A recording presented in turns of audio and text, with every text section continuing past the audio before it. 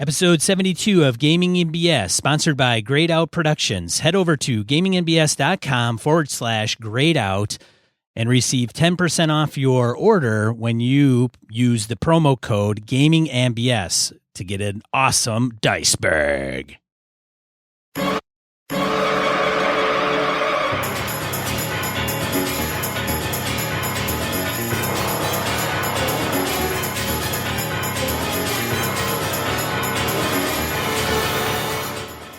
All right, welcome to Gaming NBS, episode 72, where we're talking about Dungeon Crawl Classics in our part 2 of 2. I'm one of your hosts, Sean. And I'm Brett. Welcome back, folks. Welcome back. Jen Brinkman again. We do have Jen Brinkman. So the last introduction that we had was a little bit more in depth. We're going to have Jen start at the beginning of this episode because why keep her presence secret? Jen is the co-host of Spellburn podcast, as well as Sanctum Secorum podcast, as well as doing many other things within the gaming ethosphere. Welcome back, Jen. Hey guys, good to be back. Thank you. We didn't do anything. You. We didn't make you wish we were dead or anything horrible, so that's good. Or maybe you do. Kidding? This is like the highlight of my week. Wow. So just so folks know, off air, Jen listed a bunch of horrible things she has to get done. So the fact that we're there, we're just above like plunging a toilet at this point. Right. I think is we rank above that. Slightly, yeah. Here's the bar, and then Jen is right above that. So yeah, we just we're easy to get to. So that's Sean, right. A couple quick announcements, eh? Yeah, man. A real fast one I want to do. I ran my first DCC game. I ran a funnel this last Friday. I had a couple buddies of mine. Thank you. I sat down and I grabbed Sailors on the Starless Sea. I ran it as written. I wanted to make sure I was in the DCC feel. I wanted to make sure I did everything within it. We started off with like 12 characters. I had 2 at the end out of the funnel. Excellent. It was a grind. My buddy Nick, I hadn't gamed with him in a while, so it was one of the first times I'd had him back at the table. And I explained the system and the feel, the approach, and he was boom right in. He was in that mode in that moment. I think one of my favorite pieces was when his squire said, "I kind of look around, make sure no one's looking," and I shoved the scribe through the door because he wanted to see what would happen. He's like, "I have a lot of characters. Push." Zave played with me as well, and he was very much trying to. Zave's a character guy, so he was kind of thinking of backgrounds and personalities and stuff. And I'm like, dude, 0 level funnel. Don't get too invested in any one thing. Let's just play. It's DCC. Let's just go at this thing. You'll develop personalities and stuff as we go. And once he got in the groove, it was a hoot. We had a blast. The beastmen and the critters within it. Oh, it was so much fun. Sean had recommended that adventure to me, and I grabbed it, and it was a blast. Jen, would you not disagree? Would you disagree with my choice of first or 0 level funnel? No, I think it's pretty much evolved into a classic, on its own standing. So it was fun. That's a great choice. I mean, there's so many to choose from, but you can also take a level 1 or even a level 2 adventure and scale it back and make that be your funnel too. I love the versatility of this game. Absolutely. Nope. Very good point. But Sean, Sailors, classic. Yeah. It was. I mean, it was so. There's more to it. There's a piece where you actually you can level up, and so when I get back up next month with the guys, like, we're gonna play first level characters next time, right? So they want more. So more is coming. So it's awesome. And Sean, we've got the listener survey results posted up, right? We do have the listener survey results. They have been posted on Facebook. I don't know if I had Twitter and Google Plus. So I think the last so many times that we brought it up, there were 29 respondents, and that's where it kind of ended up. Probably because we didn't really promote it after the fact, after we kind of sent it out the first time. So we had 29 out there and put it out there for everybody to see. We are out of the 29. I'd say if I were to set that as a percentage of our audience, it's probably less than 10%, which is still very good as far as the survey goes. And we are obviously very heavy male dominated as far as listeners go. Probably not a surprise in the RPG industry. Hopefully that's changing, right, Jen? Working on it, man. Yeah. So yeah, good stuff. Then the best part to me was we had everybody who wrote in. We didn't get, at least in my opinion, we didn't get any like, you guys suck, go away. Just it was all useful, helpful. Hey, I would like to see you do this thing. I like this piece of it. Could you change this? Hey, the sound quality, could you work on? Could you do? And it was all actionable stuff that Sean and I could take and say, hey, you know what? How do we want? We really do want to improve. We want to change something. What can we do? And you listeners gave us some really good stuff. So thank you very much for doing that, guys. Yes. For everybody that filled it out. I know surveys are snoozes and go on, and you never know when they're going to finish. And frankly, why do you want to even fill it out? But no, but the community was, good enough to give us some feedback, which is good. And we want to take that. Like we mentioned it before, we want to actually do something with it.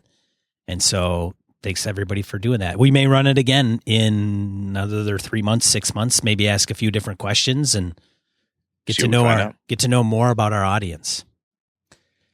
So, Sean, I think we want to cut. We've got so much to talk about today, and if we end up like we did before, we're going to have on part 17 with Jen Brinkman. Yes, we're going to be dragging this sucker out. So for the first time, I think since we've started recording, we've never not done a random encounter, as far as I know. I think maybe episode 1 when no one knew who we were and no one wrote in, perhaps. Maybe, but we're gonna. Basically, everybody who wrote in, we've got some great stuff. Forrest Gary, we got stuff from James Bardis and others. We got your emails, we got your tweets and stuff, folks. We're going to get into that next episode. Well, speaking of next episode and some of the people that had written in, emailed, and commented and everything, we also listed our schedule online through Facebook and G Plus through May-ish. So some of the folks, we had mentioned it. I thought we put it out there. Obviously, we didn't. So I took a spreadsheet copy of what Brett and I are using and pasted it out to those communities. So if you're interested in, and when we're coming up on a topic, if you're kind of tuned in, we'll obviously tell you, hey, next week we're going to talk about this. We'll try to give you a heads up. If you have questions about the topic that we're going to cover, feel free to write them in beforehand and we will implement them into the show. Or like you say, hey, I've heard of this game like DCC. I heard about the magic system. Can you guys make sure you elaborate on that or whatever? And we will absolutely do our best to put that into the show.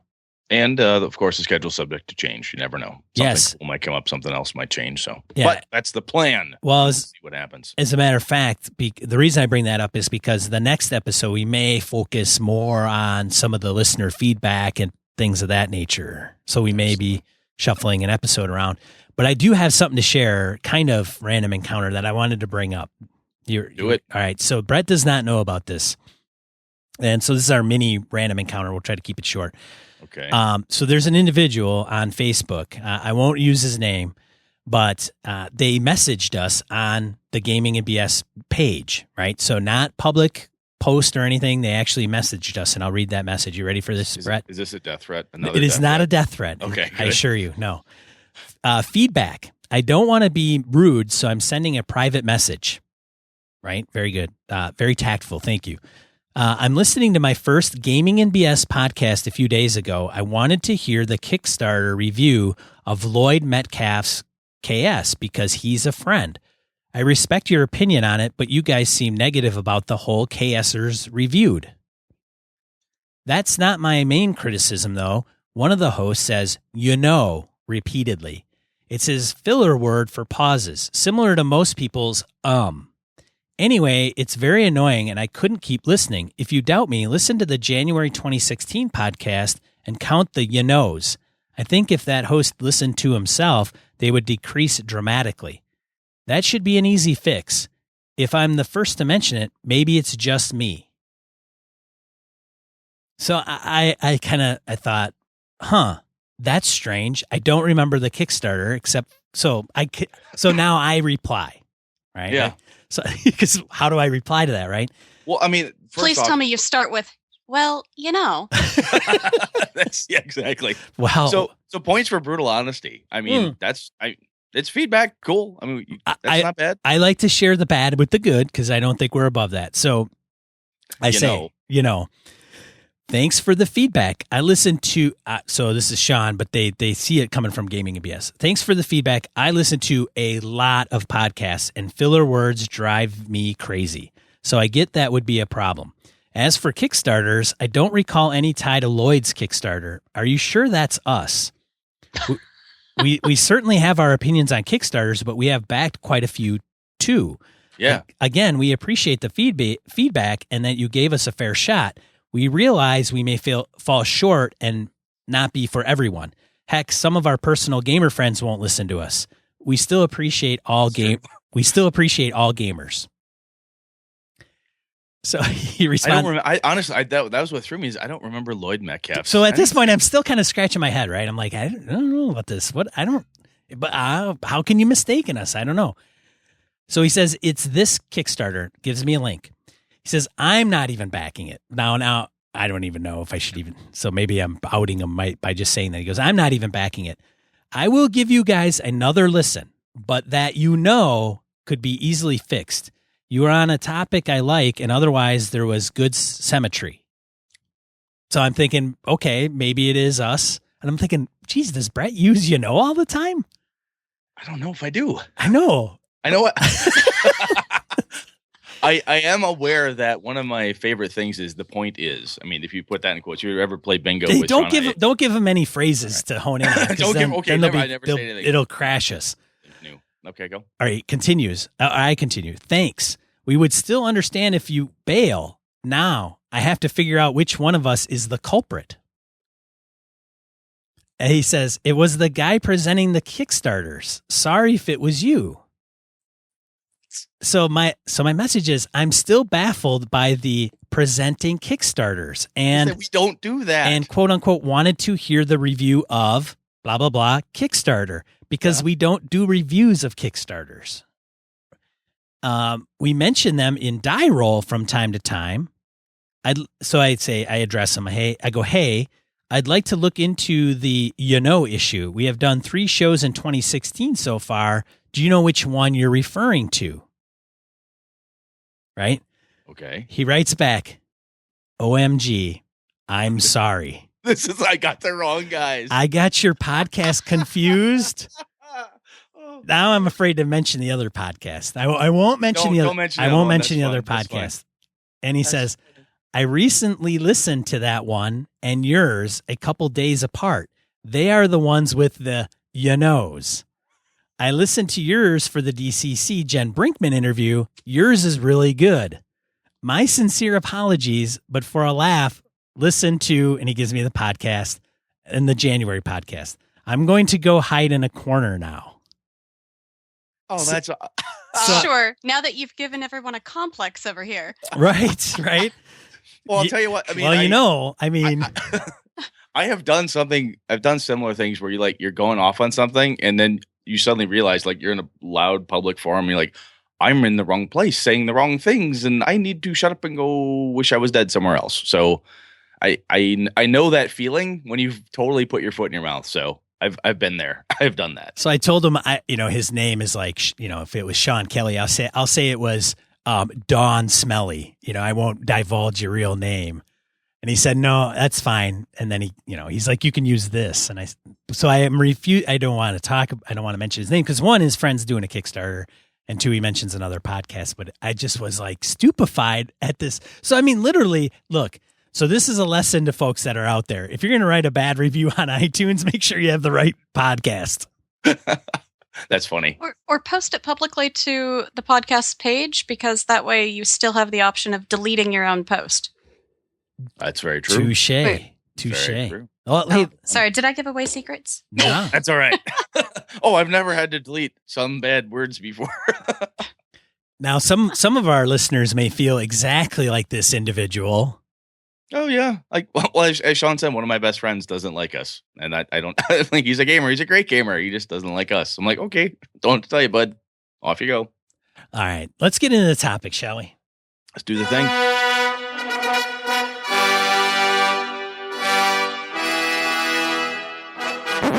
All right. So we're back, part 2, DCC. Jen Brinkman's here to keep us on track.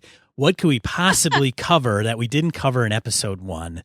She would know because she's part of Spellburn, which has a whole podcast, episode after episode, every, 2 weeks, Jen?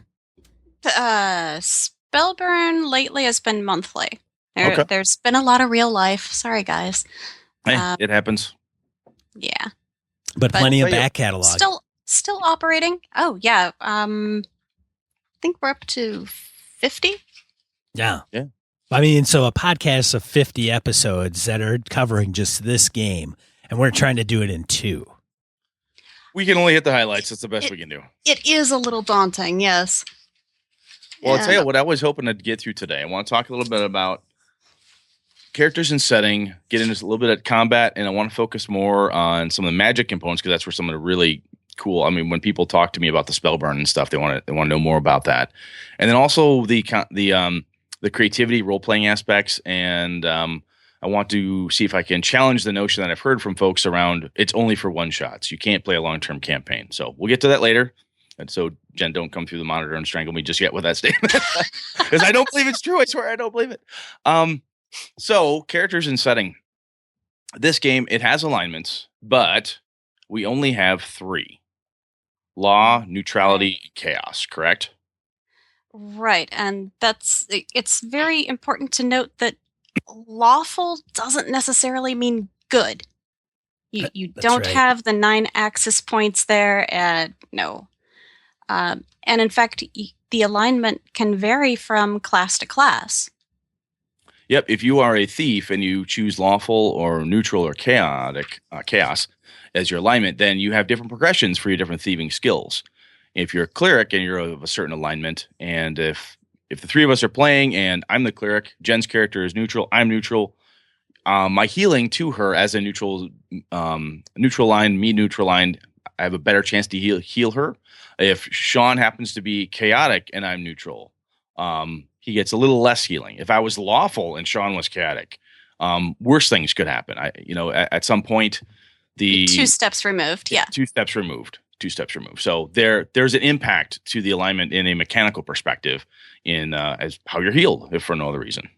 Yeah, that's cool. I like that piece and component because clerics they do their thing and heal everybody regardless of what the player's background is. Maybe the cleric and somebody wants to role play it and ham it up.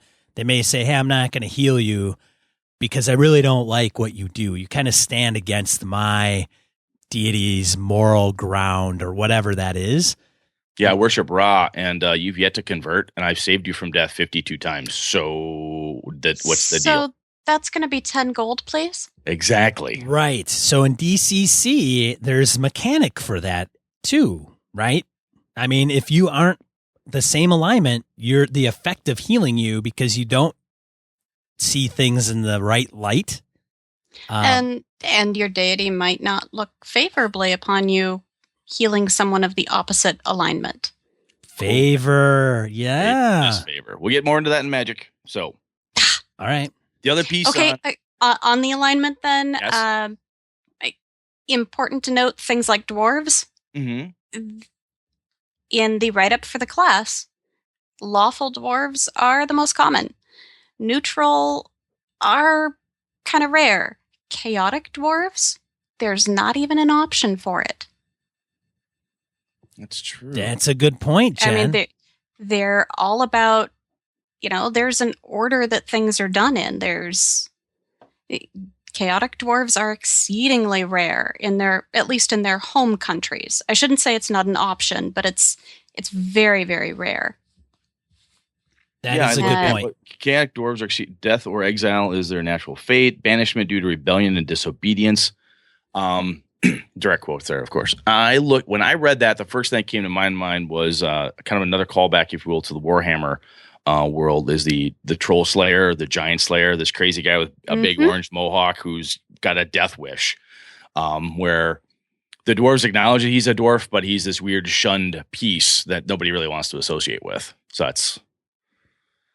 Yeah, I would almost... I think it's even stronger than that. No, I would almost call that dude neutral. Fair enough. As I said, it brought that to mind, but I think, Jen, your point is solid, though. The alignments, when you read the different classes, there's very specific. I mean, elf, it talks about, hey, elves tend to be like this. Halflings are like this. And yes, you can play against that type.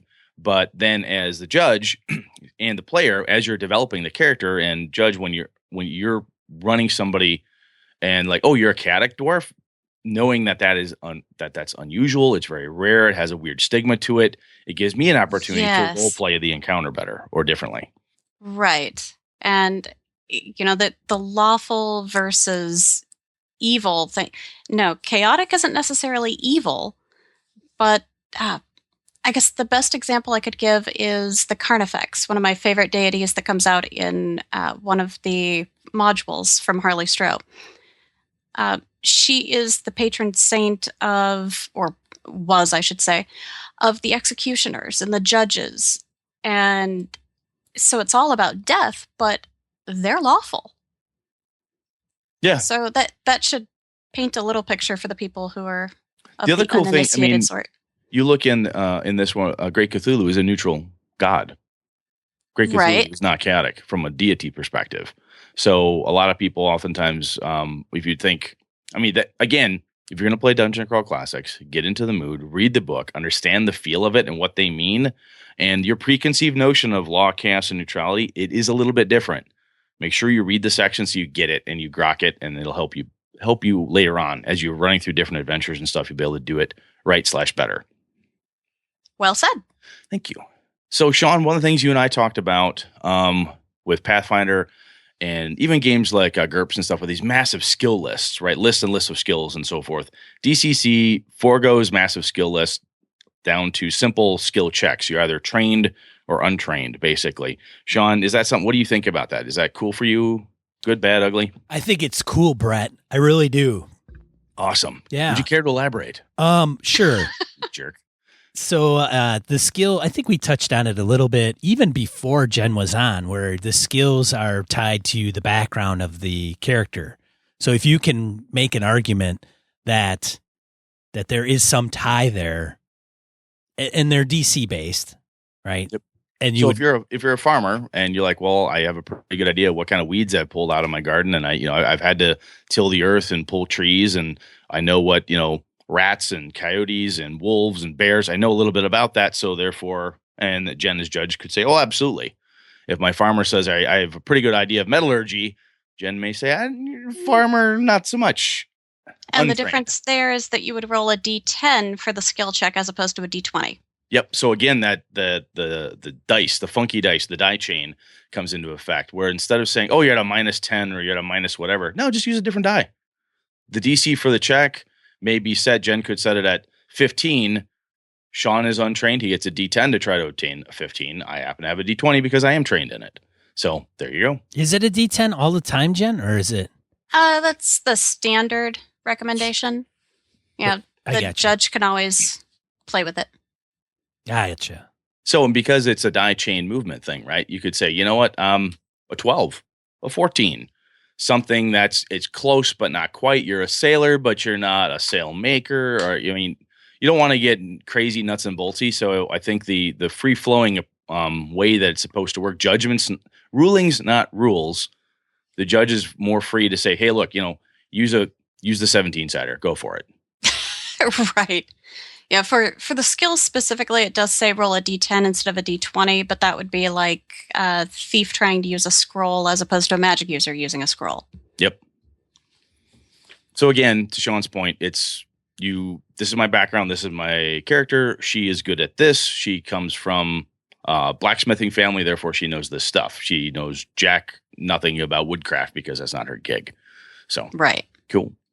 Now, the other piece, along with skills, that ties to me, this is kind of the setting perspective, is there's limits to what a player character knows. Especially to me, one of the things that struck me really big was distance. I mean, when you talk a lot of the fantasy worlds, Middle Earth or Shannara, whatever, oh my God, they travel hundreds of miles, many months travel. Dungeon Crawl Classic specifically talks about the fact that nobody goes a month's distance anywhere. Nobody walks 100 miles. That's crazy town talk. Everything is in this, it's a much smaller community, adventuring out of a village or a city, and having that and being within, a couple days march seems to be more the more the method. Jen, am I reading that right? Is that the right feel? That's pretty much what I've gotten. If you travel further away, it's because you are the heroes. You would be the only ones known to the people in your home village to have done so.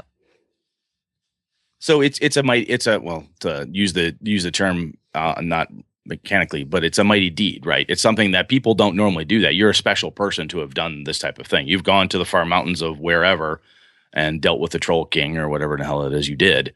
It's a big damn deal. Right. You're basically the ones making the map at that point. Yeah, because no one else knows what lies beyond it. One of the pieces that Sean and I talked about over lunch, the other piece of that is there's not a lot of 10th level mages, or excuse me, not a lot of 10th level wizards and warriors and halflings and such running around. The percentages of low to high level, there's just not a lot of that stuff out there. No, very rare.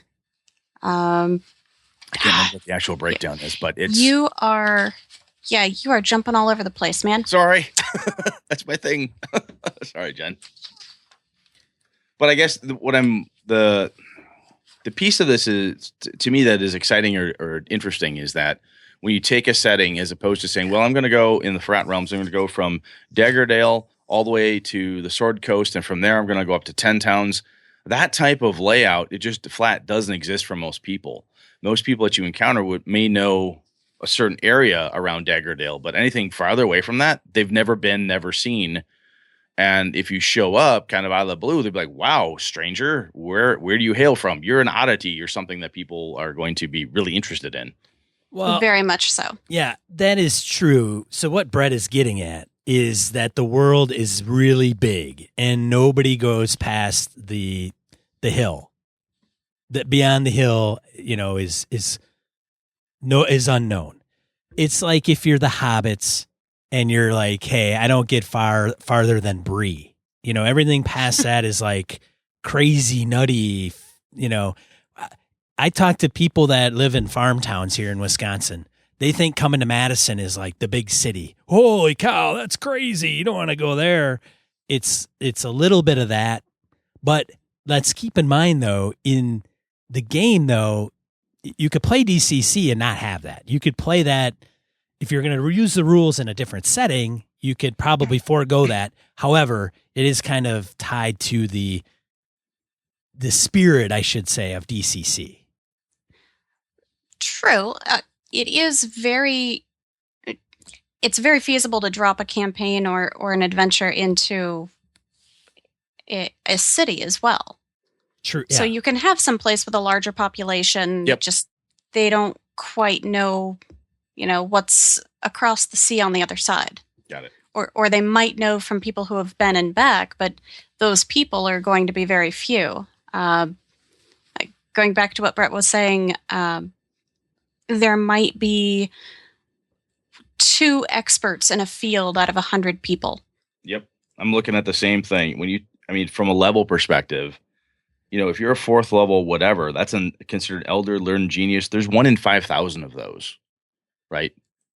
There's not a lot of these folks around. So I guess what I'm getting at is when you have the 3rd level character, the 2nd level character, there's something really cool about that. Oftentimes in a D&D or a Pathfinder type of world, okay, I hit 5th level. Thank God I'm finally hazard class. I've got fireball. I got some cool stuff. That level progression, again, I think just put that aside and realize that a 3rd level DCC character in this world with this mechanical layout is pretty cool. I mean, there's a lot of oomph behind that. It's a good rule of thumb is that if you are 2nd or 3rd level, you're probably around 6th or 7th in, say, 1st edition D&D. Oh, thank you. Very good comparison. Good. So that's the reason you don't see many things like level 8 and above for player characters in DCC, unless it's done as a one-shot game. If you're a level 10, you are on ranks with a demigod. Yeah. You are epic level. Yeah. And how often have we played those? I was going to say, not that often. So to kind of tie from here, I think we can probably slip into the combat component, but what I want to talk about a little bit is the monster. So when you go through this and you look at it, you don't have the standard list of, there's goblins, kobolds, flumps, there's an owl bear, ogres, so on and so forth. The way monsters are approached here are very different. And I had a hard time when I was trying to explain them. Like, look, here's an example. I was using the examples out of the book. So Jen, when you've got to explain it to somebody, and you've probably done hell of a lot more than I have, the monsters are just flat different the way they're approached. Yeah, if somebody sets you on a quest to go slaughter something, they'll call it by a name.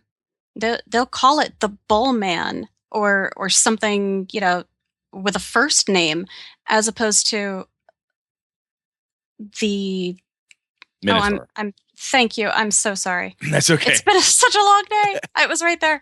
The Minotaur, there's no such thing as the unicorn. It's a unicorn. There's not a dragon or a worm. No, that's going to be, Bluto the fire breather or something. Yeah. Everything's a lot Pardon more, me for the cheesiness, but no, but I think the critters are more personal. Very much. You don't have a blanket goblin, a blanket ogre. If you have, a large, bestial troll like thing that lives in the mountains, by the name of Ragnar, Ragnar comes down from the hills. It's essentially in D&D parlance may well be an ogre or an ogre like thing or a hill giant, but it's a huge giant like thing. People may well call it a giant, especially halflings. It's so fucking big. But I think it really helps. And this is one of the things that I talked about last episode. This is one of the pieces I stole from DCC to refresh my brain to make things more wondrous in my D&D gaming was to stop saying, you see 5 goblins.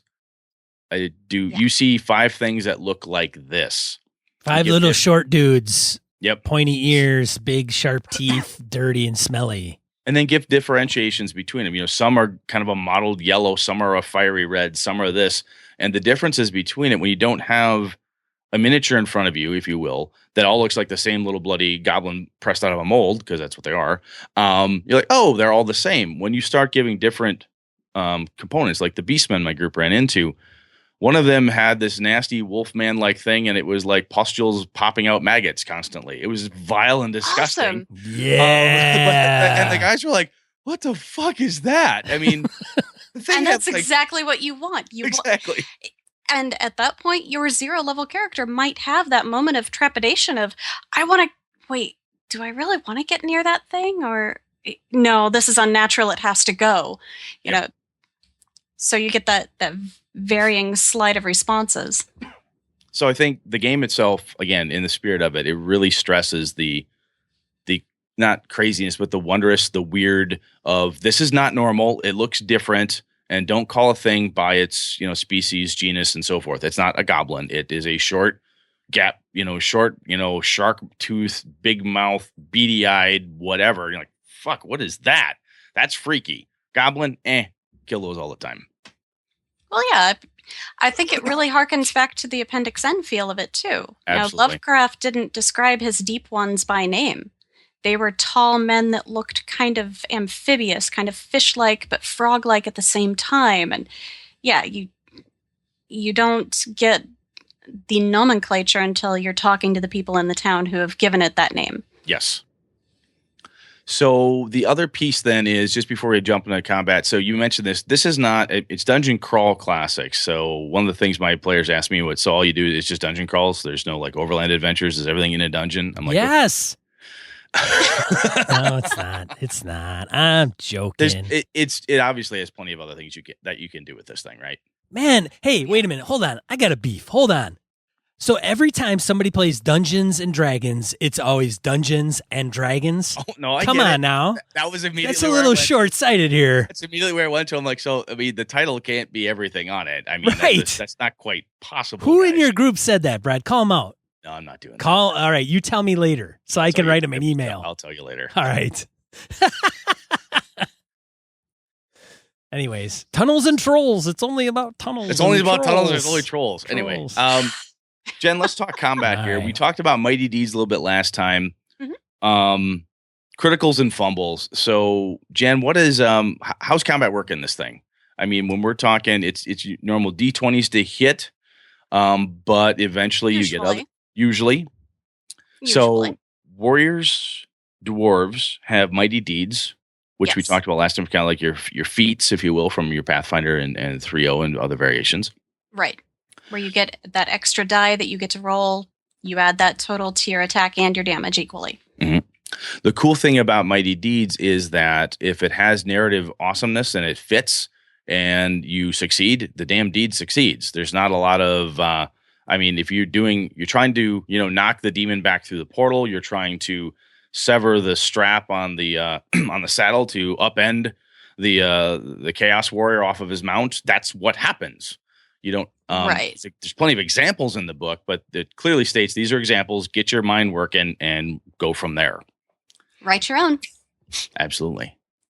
The criticals and fumbles, we talked about the different charts and so forth. I just want to ask, when you're playing combat, Jen, maybe the first question, how many people are usually at a table with you? Do you find a sweet spot of 6 players, 8, 10, 3? My very first game was 5 or 6. The second game was 8 players. And since then, I've gone everywhere from 3 to 12. So wow. Normally, I find 5 to be the nice manageable number, maybe 6. But yeah, when you get that little horseshoe of 11 or 12 players around you, it's a little too close to feeling like a school marm, at least for me. And you need things like a koosh ball so that other people can shut the hell up. Yes. Yeah. Hey, I'm holding the koosh. Shut up over there. He who holds the horn shall speak. Exactly. So it's a lot harder to get anywhere and make progress in a campaign or even in a combat with that number of players. So the smaller table works really well. We talked about this a little bit last time with the charts for the criticals and the fumbles and the different magic charts when you're in combat. It feels like again, it reads to me that it's manageable. It doesn't seem like it's this nasty lookup because your warrior has his chart, this person has theirs. And it doesn't seem like it's all that complicated. So I guess where I'm going for is that, do you feel your combats, and Sean, you've run this more than I have as well, are your combats pretty quick? For the most part. The majority of the players who know what the heck they're doing, they've got their action ready, they know what dice they're rolling, and if there's a chart, somebody else has a book, they're looking it up at the same time to help things move along really swiftly.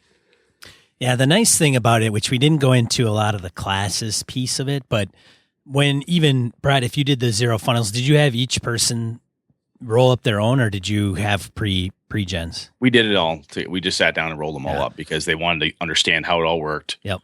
And Good deal. Get the ideas behind it. So when you use when you go to Purple Sorcerer's website, so John Marr and the Purple Sorcerer games, they have a 0 level funnel. 0 level generator, character generator. And I think you can bump it up to first or second. You can do that and it'll automatically generate them. The reason I bring that up is because when you generate 0 level folks, you can just spit them out and you don't have to have players do it. But it's really, it puts down what your to hit is. Like, here's what you need to hit, here's what you roll, what die type, and then the addition to that. And that's it. Like, you have if it's a 0 level, it may be, you own a rake. Your rake is, it's like a D20 roll plus 2.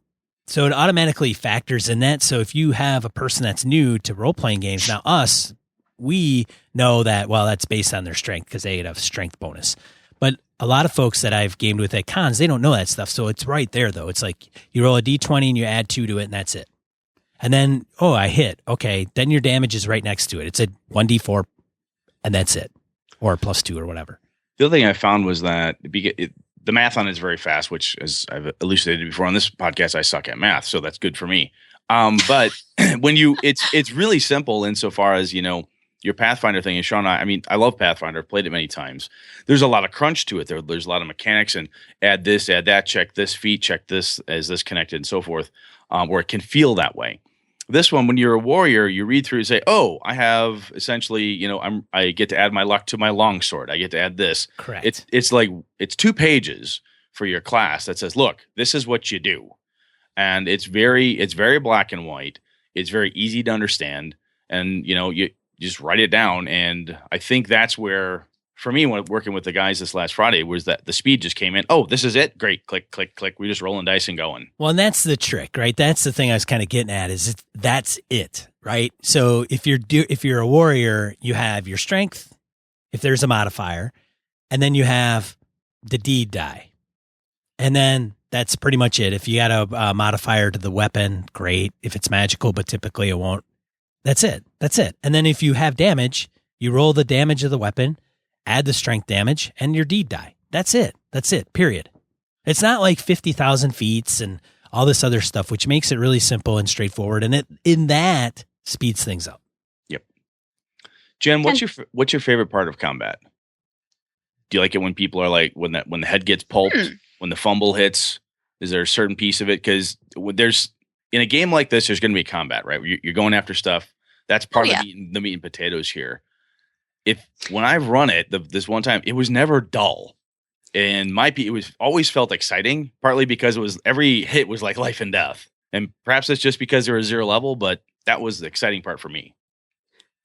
I think my favorite part bridges on something that you're going to talk about later, and that's the creativity aspect. Because when the players are really getting into it, and I'm leaping off my mount, and I want to hit the guy over here and get him off of my friend, and use my shield bash to push this guy into the ravine. Okay, cool. Give me more details, and maybe even if you don't technically succeed with your deed die, because they need a 3 or higher to quote unquote go off, and thus get the bonus for your trip attack or your precision shot. I might still add a little bonus to that because you were so colorful with your explanation.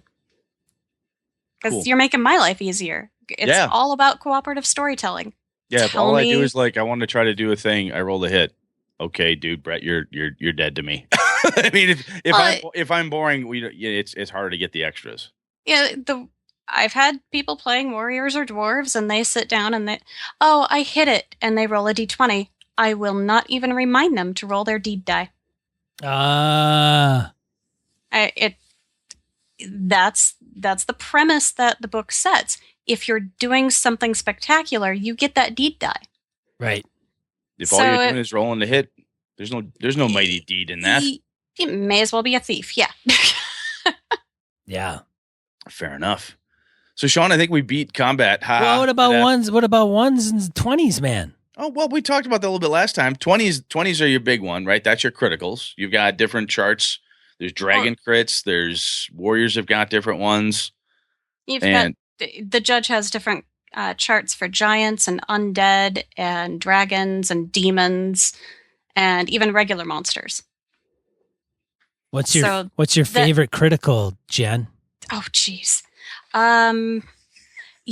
Lately, since we've been doing some playtesting in the Lankmar setting, I've got to say I like the critical hit for warriors that results in battle rage. Oh. Because they could spend points of either intelligence or personality. Let's face it, 2 stats that warriors don't usually use anyway. And for each point spent, you get to add a d12 worth of damage to their attack. Damn. So I think it's now we kind of like, it's critical 20, and it does really crazy stuff. But I think it's really important to just share some of these, not get into a ton of them, because I think what's happening when we talk about criticals and fumbles, it's easy to look up a chart and just say, it's a +2 or -4, blah. Okay, so right? I have the perfect one for you then. Okay, talk one to that me. Occurred during my first road crew game. Twice, scored by the same thief on the same poor son of a bitch character. On the thieves crit table, the blow pierces foe's kidneys. Inflict +3d3 damage with this strike, and the foe is stunned for 1 round. So after the poor guy had his second kidney obliterated, I was like, all right, dude, he's dead. But it was just a fantastic back attack from the thief twice in a row against this guy. And that, speaking of combat maneuvers, Britt, that's probably something that should be pointed out. Thieves can do a backstab without being silent and hidden and all that. Good point. Very good point. The target just needs to be otherwise occupied. So it's a lot different from first edition in that method. It's not as crippling. Yes, more of a judgment call. Are they preoccupied in some way? Then I can get my stab in. If they're already fighting two other people, then I can probably shimmy my way up there and just shank them in the back. Yeah.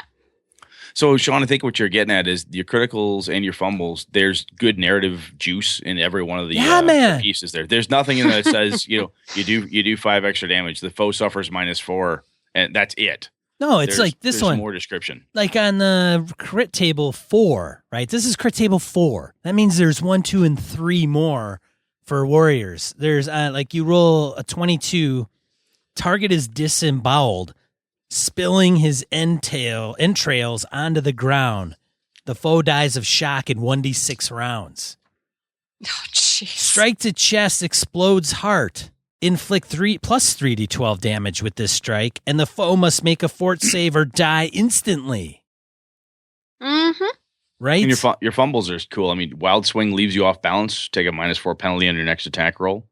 Inadvertently swing at one randomly determined ally within range. Make an attack roll against that ally using the same attack die you just attempted to use. Yeah. Skull crushed like a melon. Inflict plus 3d12 damage with this strike, and the foe must make a fort save, DC 20 plus PC level, or die in 1 to 3 rounds. Like, there is a flavor plus the damage. Like, oh, yes. You roll this stuff up, you're like excited to read what the hell you just did. Foe's kneecap explodes into red mist. Yeah. Foe's movement drops to 0 feet, and you make another attack. Yeah. And it fits, right? So the language, the terms, everything in the I mean, one of the beautiful parts about the system is that everything has the same feel. Nothing feels disjointed. Whenever I read the book a number of times now, everything is the same feel, the same approach. The crits, the fumbles, the mighty deeds, it all speaks to the same type of thing. And when you're in the DCC zone, you want to do this. It's cool stuff. It reads well. It reads fast. And I think it becomes, as I like the background noise for my combat, and it gets there really quick. And it translates no matter what kind of setting you're in, whether you're in medieval or something futuristic, something set in the Shadow Mountains, it all works to the same degree. Good point. Favorite fumble on a 10. I don't remember what fumble. Oh, it's the only fumble page. You should have maintained your armor. The joints of your armor seize up, freezing you in place. That's awesome. You cannot move or make an attack for 1d3 rounds. Oh, that sucks. Yeah. And just by the by, the type of armor you wear determines fumble dice. So some of these, because of the way it's set up, that won't happen if you're wearing no armor, right? But if you're wearing your heavier armors, that die roll is possible. It all works. Yeah. Cool. But you're right. We should move on, or we're never going to end. So, Jen, magic. I've not run the magic component yet because it was a funnel. We didn't get to actually mess with any spell burn, favor, disfavor. No, that's next time. That's next time. But there's spell burn, clerics have favor, disfavor. You've got patrons. You've got amazing, cool stuff. Corruption. You have the mercurial nature of magic. Everyone's spells are slightly different. Jen, it's as fast as you can go. No, I'm kidding. Give us a lowdown on magic in 5 seconds. This was my very first, my very favorite part of the book, and the first game I ran a second level mod so that I could get people to experience the flavor of it. Because running a funnel, you're getting some of the base mechanics down, but I really want you guys to see what you can do when you're starting to get these levels. And after the second game that I ran like this, I had people coming up and saying, okay, can we do a funnel now so that we can get invested in our characters, please? And it was wonderful. Okay, best sales pitch about the magic system here. No automatic magic missile. May have said that last show, but it bears repeating. Mercurial magic. roll a percentile. That will determine what requirements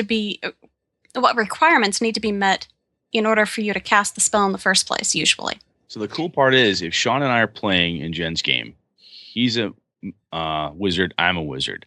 We have the same spell. My spell may cost me 2 fingers every time I cast it, and once I'm out of fingers and toes, I can't cast it anymore. And Sean's may have no such requirement at all. It may be like something totally different. Maybe he gets to roll a d30 to roll his spell. Exactly, because he's a bastard and I can't. But the point is that there's a component that a magic missile is not a magic missile is not a magic missile. There's always a tweak to it. There's always something unique about it. Yeah, one of the worst is, somebody that dies every time you cast the spell. Judge's call. Well, so that's why you make friends in every city you go to. Exactly. Or that way the rest of your party isn't dying because they're the only 5 guys you know. You want to meet a couple other men and women somewhere else, just in case. Or, maybe the spell is powered by the energies of the living, and the nearest creature to the caster takes a d6 hit points of damage per spell level that's being cast. So maybe that's how you fuel this spell. But the mercurial magic, you can get a rain of frogs. You can even get no effect at all. So it really swings the gamut on that one. The manifestation is a little bit different as well. Each spell has its own manifestation, so your magic missile, for instance, could be just a bolt of light energy, and Sean's could be black darts shooting from his hand.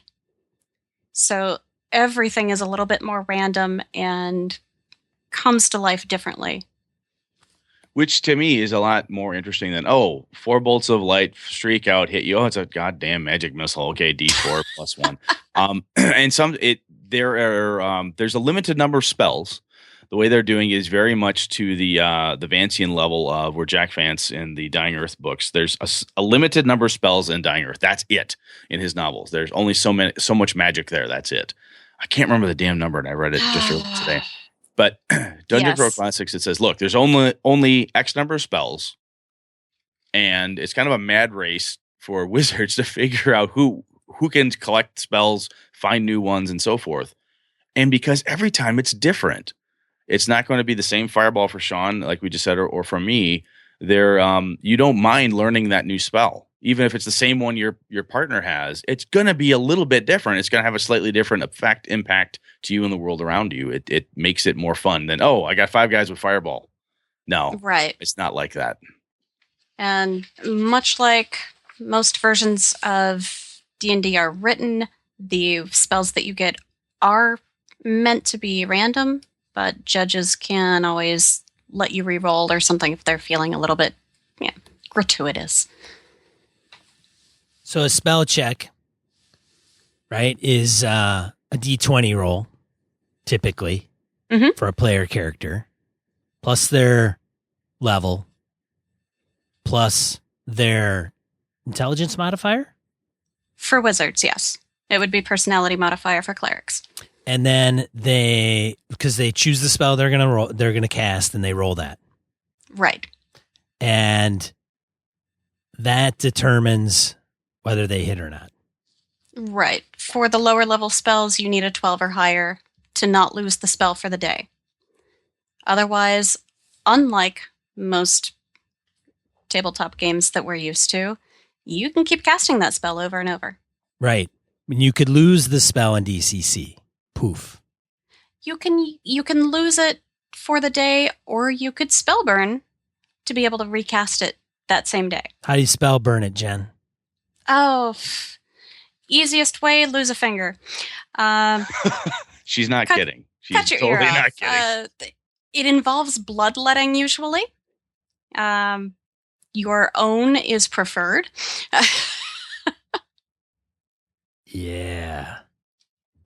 And the spellcasting for clerics, you still have the same differential in manifestation, but the clerics do not actually have the mercurial effects attached. That's right. Yeah, I think, what was it? Great sorcery.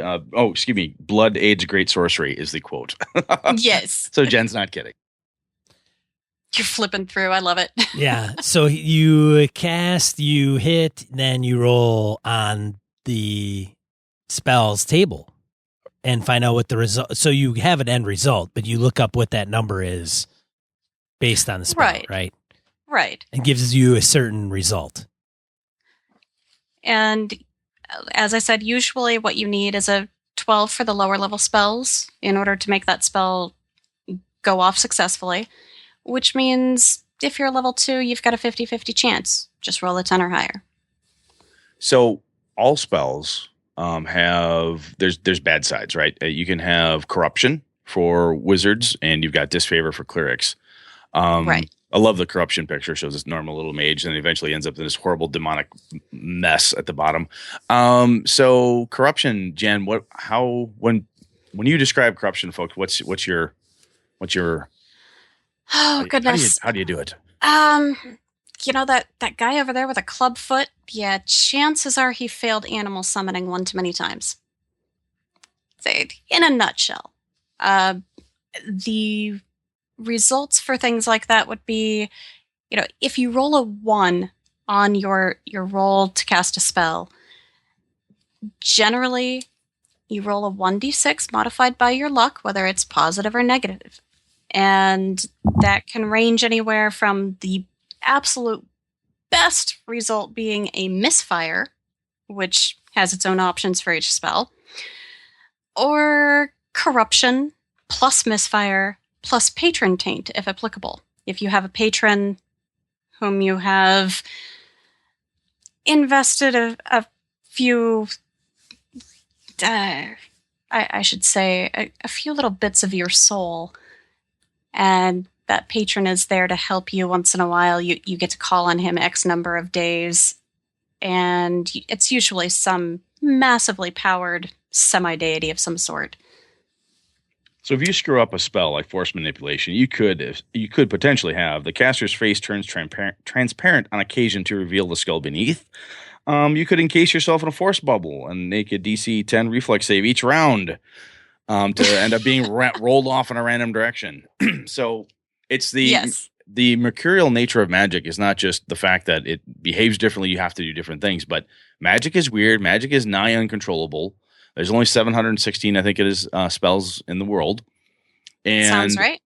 You need to be able. So as a wizard, when you're doing this, it's tricky shit.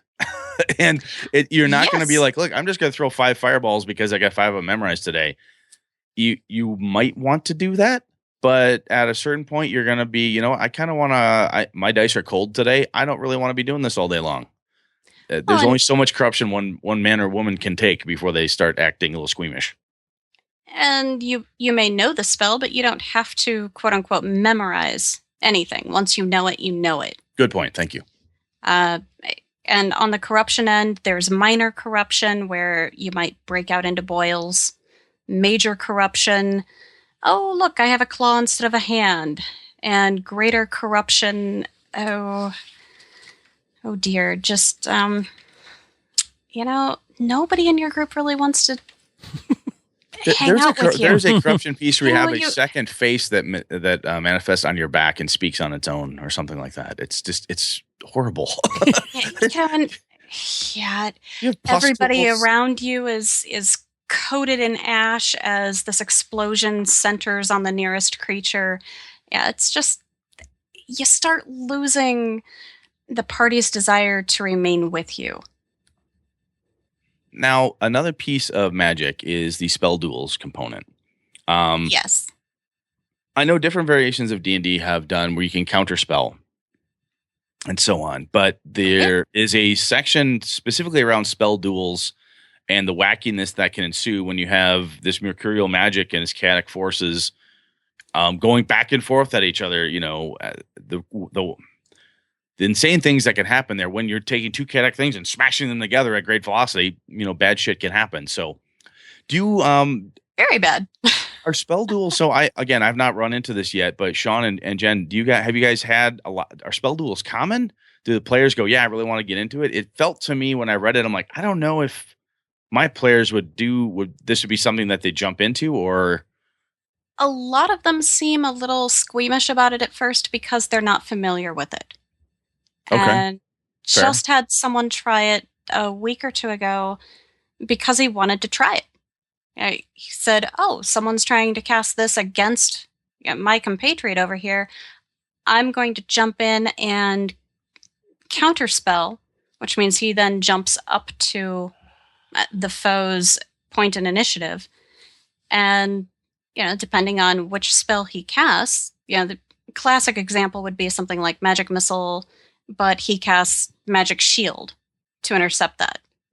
Okay. And then in the book, it does seem a little convoluted in the book. There are a number of tables specifically dealing with spell duels, because there's a chart where you go down one list and find, well, this was the attacker's success, and then you go across on the axis and find what the defender's success was, and then that refers you to a separate chart, and hey, this is what actually happens. In reality, it's really simple, really easy to go through. On the DCC community, there was actually a little dueling community put up where Harley Stroh ran a bracketed tournament for us. Oh, wow. So we all Okay. hopped in with characters and we got to type out our poses and whatnot. And, here's my character. These are the stats, and I'm casting this. Okay. And this person casts this to counter it. And the rolls are made, by the adjudicator. Okay. Posted out front, and okay, this is the result. Next person, you have momentum, you get to go first. And so it was all, I think it took maybe three to 4 days to get through each bracket as people were available. And it was very educational and entertaining. I think it's when I first read it, my first read through, it brought me back to Deckers in Shadowrun. I'm like, fuck, this is a game within a game. This is going to be a huge pain in my ass. I breezed through it and went away. I'm like, I don't know if I even want to do this or if I'll treat it as supplemental. I don't know what'll happen. And then I read it again. I'm like, okay, this isn't that bad. And when I reread it ahead of this last weekend, excuse me, when I was going to run, depending what happened with the group or if they didn't want to do a funnel, if I had to do higher level characters or something, I said, all right, well, it's a new system. If they do want to try this, we'll just go through it by the book, walk it through, and it may be a little slow the first time through, but it, again, reading through it, I'm like, this can't be that difficult. It's all rulings instead of rules. As long as I follow the spirit through it, I should be okay. Right, and as I found out myself, it wasn't that difficult to do the little comparison, hop over to this chart, okay, this is what happens, and then you move on to everybody else in the initiative.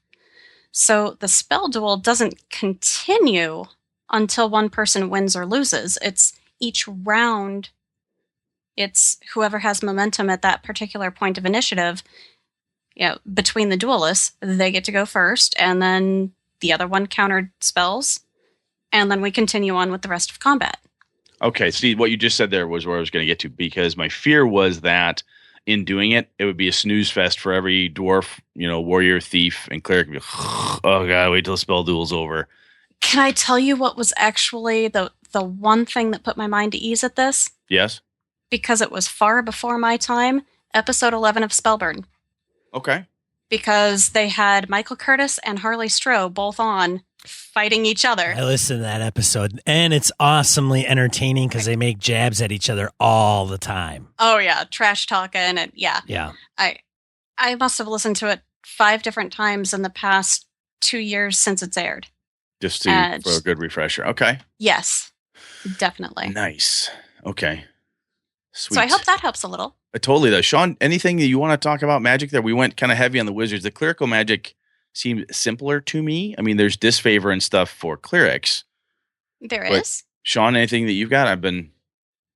No, disfavor on clerics is fun because if you don't succeed, you get out of you're disfavored by your deity. So what happens is the ability for you to fail goes up incrementally. So every time you fail, what you would normally fail on a 1 goes up to a 2. So then you would fail on a 2, or you would critically fail on a 2 or lower. And then if you failed again on your check, it would go up to 3 and 4. So it's going to bite you in the ass. Eventually, yeah, you will end up being completely out of favor with your deity, and then you have to do a sacrifice to gain the favor back. And that could be a number of different things, like it could be gold, it could be recruiting followers. Yep. Which is nice, and that's an interesting dynamic with the cleric, and that's spellcasting as well. And the nice thing is that you don't run out of. So the key is, right, so in this system, for a cleric specifically, you don't run out of the spell. The problem is you risk getting out of favor with your deity. So the more times you cast, the bigger chance you have of failing, which goes to the result of getting out of favor. So that's the nice thing. You don't run out of healing spells, which is nice. But then again, you still have to succeed with them. Yep. So is rules light, in my opinion, as the system is, and not tons of skills. It's very simple. I mean, quite frankly, when you get through it all, but the mechanics that are there really inform play, and they help to make that thing happen. Yeah, I remember reading first edition and other variations of D&D, like, yeah, if you fuck this up, you may lose your paladinhood. If you screw this up, the gods might get angry with you. And it was very much like, and your DM can do something with it. But this is that you fail. This specifically occurs. There's a mechanic within that character class that this is going to happen. If you continue to do this thing, something bad will happen. There's nothing you can, nothing you can do about it. You need to sacrifice and so forth. But it's going to happen. It's not one of those things that, oh shit, I forgot. You know what? Sean has really been screwing off as the cleric and not following his, lawful deity. I think I should punish him. And then Jen and Sean are like, whoa, wait a minute. Now you're going to hit me with this? Why didn't you warn me 5 sessions back? You have a mechanical warning system built in for the cleric. The wizard has the spell burn. He has these components that are telling him, look, if you keep pushing yourself, you're burning your strength, you're burning your luck, you're burning all this stuff, dude. You're draining the battery. And as light as the system is, the mechanics are there to really enhance and underscore all those key components to the magic system. I really like it. Right. And I know we talked about luck on the last episode, but in a case where you would lose your paladinhood, congratulations, now you're a fighter. In place of that, there's actually some suggestions of luck penalties for the judge. So if you've been doing a lot of this, maybe like acting significantly outside of your alignment, it's -1 luck, effective immediately. It's a list of recommendations for the judge just to kind of keep people in line and hey, remember, you're supposed to be lawful. Why are you over here stealing and doing this and this and this when you're not a thief?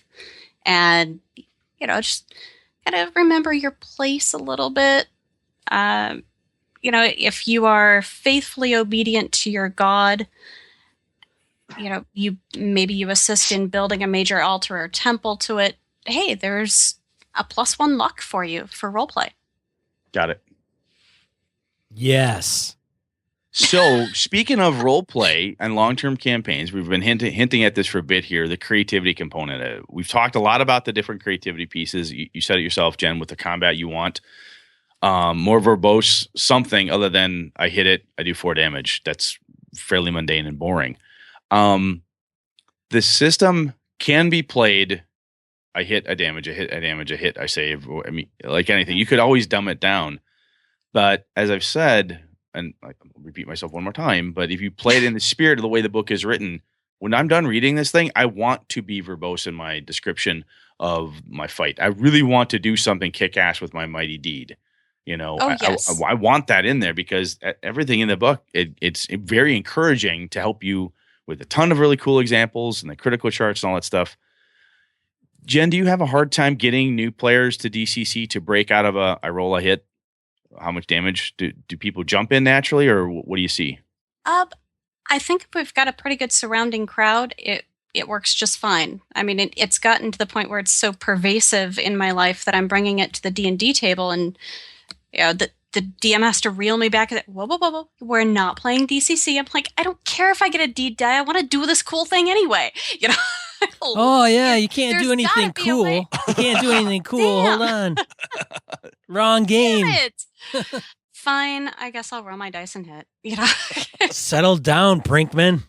Damn it, girl. Stop that. Jeez. Sit down. Bring that DCC player to the D&D game. Holy cow. God, Somebody what was I better thinking? bring her down a notch. It should be noted that we started playing First Ed after I started running DCC. And it just, the feel of it was similar, but we're really quickly learning that the cooperative storytelling and the role play is emerging more in the DCC world. Sean, you've played DCC a hell of a lot more than I have. I played it once. When you played at cons, when you played with Jen, do you feel it? Do you feel what Jen's talking about? I feel it, man. Yeah, are you? I'm feeling you, bullshit man. on our guest right now. Do you want to say bullshit, Brinkman? That's not what happens. No, I'm feeling you, dude. Oh, not nice. Thank you. I hate my friends. I don't know. I think it's a great game, and I think everybody should try it at least once. And you're hearing it here first, people. I'm going to run it. A 0 level funnel for anybody that wants. I'm going to limit the game to, I think, 5 people this Saturday, January. Now, I say this Saturday because this is a podcast, and they're going to be like, January of last year. No. So January 6th, this Saturday. 30th. Is it the 30th? The 30th at 10 a.m. Central Time. Putting this out to listeners who are open to playing. But I think it is a good game. You going to do it on Hangouts? I am going to do it on Roll20, which is like Hangouts. I don't need the maps and all that stuff, but it's really easy you don't need an account necessarily. I guess you do if you need to play, but then they're not, I don't want to be on Google. Well, that's fine. Don't register. You can get on Roll20. We just won't use the maps, and it's got the funky dice. So you'll put the word out on the social media areas so folks will know. I will. I'll post it out there. I got to limit it, but I can see me doing this if people are interested, and maybe shuffling up the times and dates for it to happen. But I going back to what Brett was saying, I think it's good. It can facilitate role playing if that's your thing. If it's not your thing, I think it's still kind of cool because you're going to want to know what's cool, and it's got flavor built into a lot of the mechanics. Does that answer your question, Brett? It does. It does. Am I feeling it? Was I feeling it? Does that answer? You're totally feeling it. Yeah, that's good. All right, now shut up. I want to talk to Jen. Enthusiastic judges. That's what we need. Exactly. That's right. So if Jen, you have that enthusiasm, your players are going to as well. Because if I can't feel Brett, I'm going to feel myself, and we don't want that. Oh my God. And Jen never talked to us again. So hey, I'm not the one driving down the property levels. I'm pretty happy about this one. So the last piece I want to talk about is, and this was my little aside where when I first talked about it to some of the different folks, they're like, boy, it feels kind of con game one-shotty. Is it really, can you do like a long-term campaign? Is that something that makes sense? Or does it, there's some games that you read them and you're like, oh, this is, how do I want to say it? It has a very definitive beginning and ending. It feels like it's a one-shot. It feels like it's a short event, and everyone's definition of what's short and what's long is always different. But Jen, do you have a campaign going right now where people are like 4th level, or you've been playing for X number of sessions? Do you go through a series of adventures? What's Oh, how many have we done? I want to say easily 60 sessions into the campaign. Okay, very nice. Easy. Okay, it's been running unofficially since late 2012. Cool. One player got up to 6th level and bowed out as he attained patron status, which was kind of weird for me. I still have people coming in with 0s. Okay. But the story can keep going. Yes, definitely. Okay, cool. Even more so now. I have many different directions to take it into.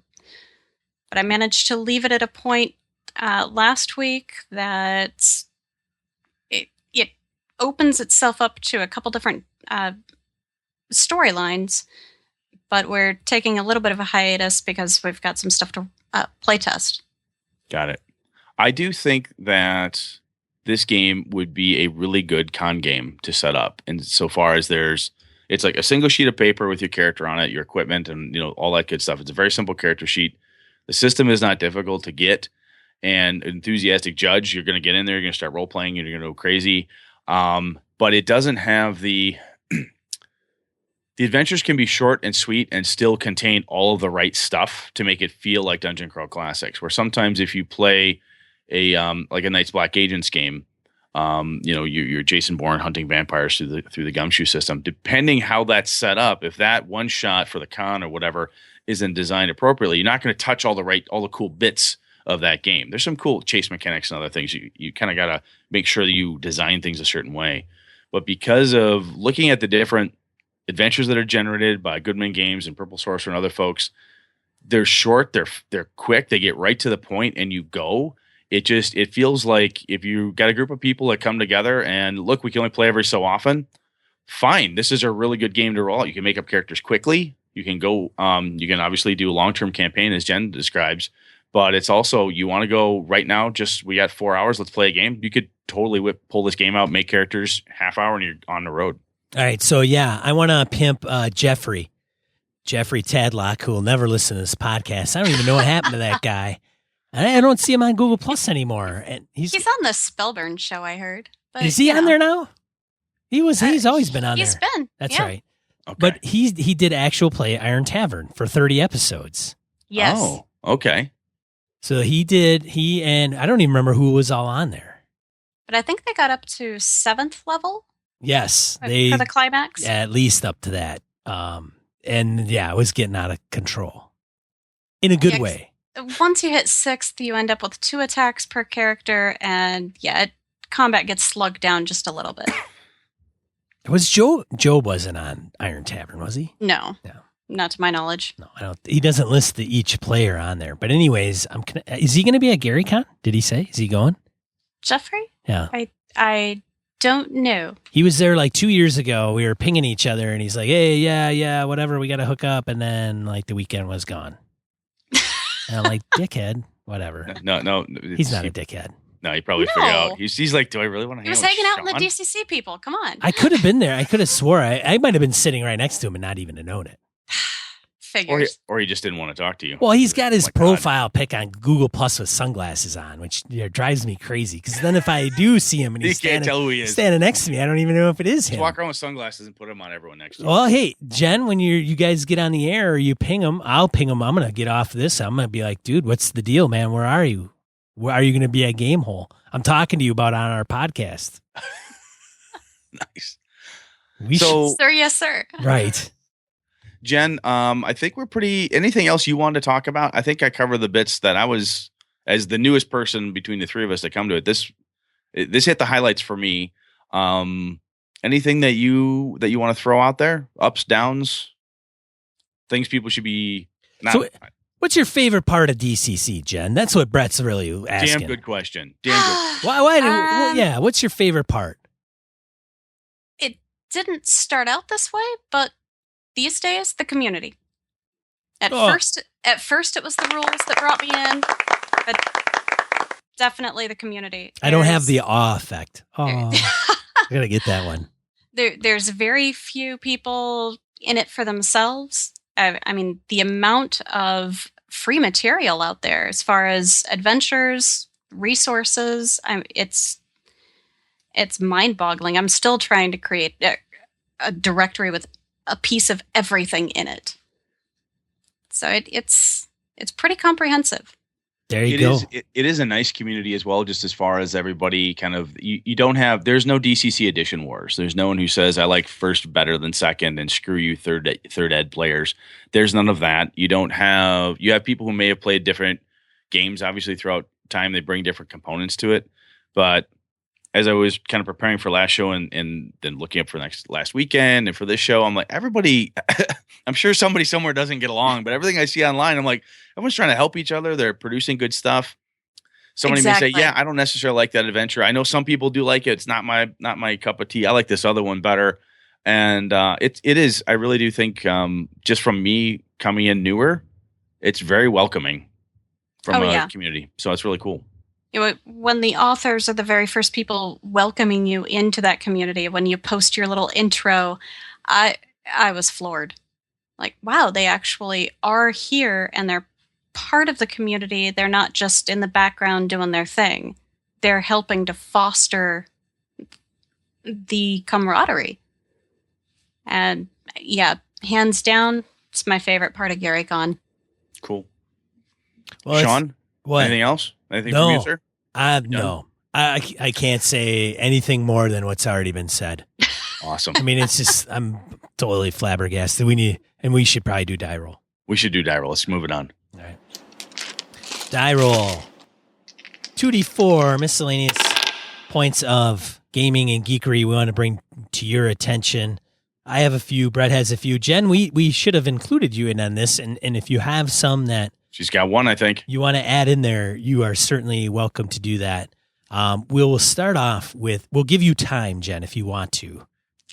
We'll probably bring up ones you already want to pimp anyway. All right. We'll start with Brett as always. Oh, thank you. I've got two here. I want to talk about Alchemy. It is in a KWAS single. That is a Ken Writes About Stuff. That's Ken Height, Pelgrane Press. Out on Drive-Thru RPG, he's got a little write-up around Alchemy. I like Alchemy. It's one of those pieces that I like to add into different role-playing games. So I'm a Ken Height fan. So when he writes something about a topic I'm interested in, I'm going to go out and grab it. And I think you should too. Link in the show notes. Go take a look.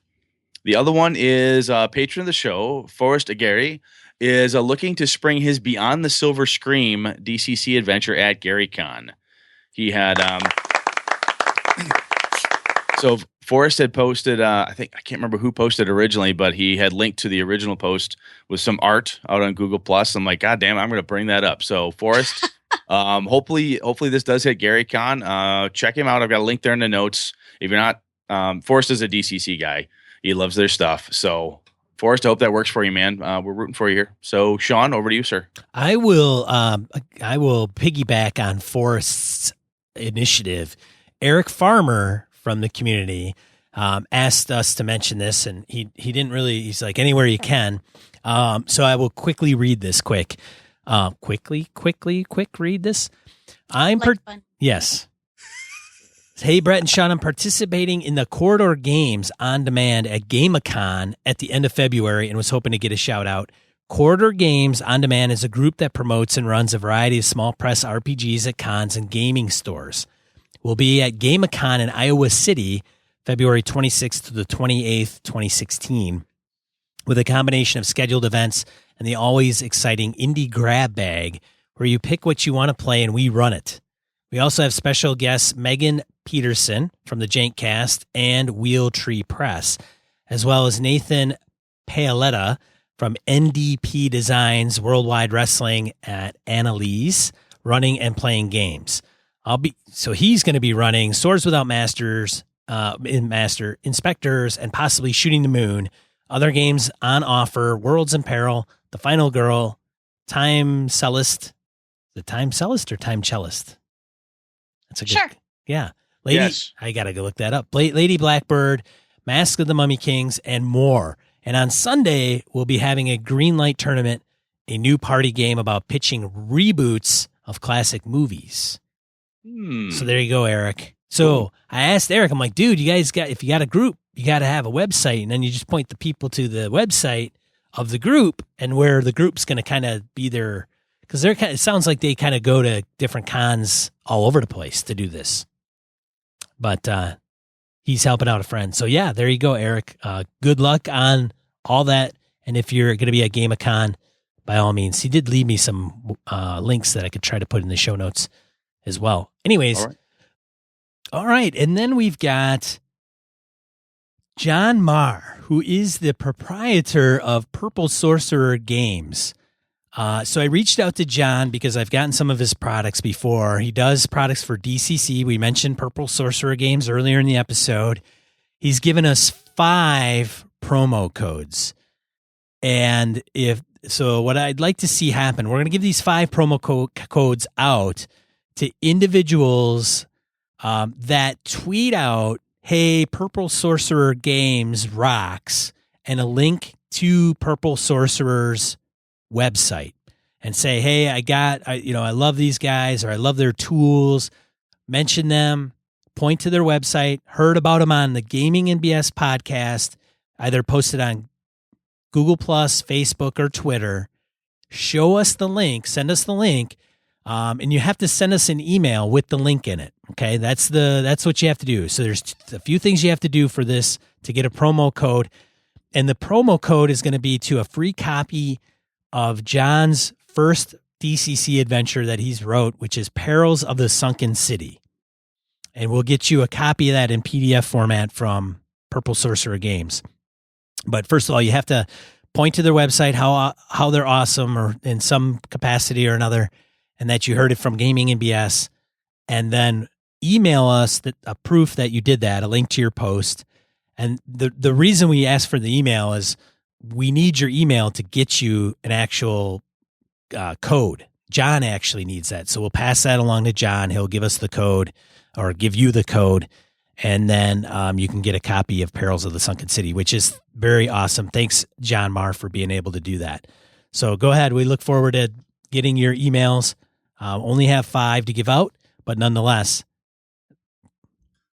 that'll be awesome.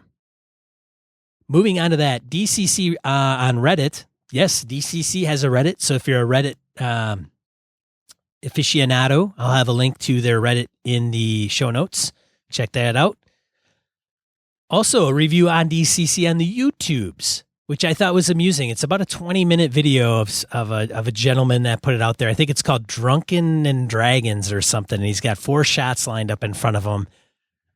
Quite amusing. Does a really good job, though. Check that out if you want to know more about DCC and we didn't cover it. And then, of course, Iron Tavern DCC Actual Play Podcast. I mentioned Jeffrey just a few minutes ago. Link in the show notes if you want to listen to like four folks go through an actual play campaign of Dungeon Crawl Classics. I would encourage you to check them out. Jen, do you have anything to add to Die Roll? GaryCon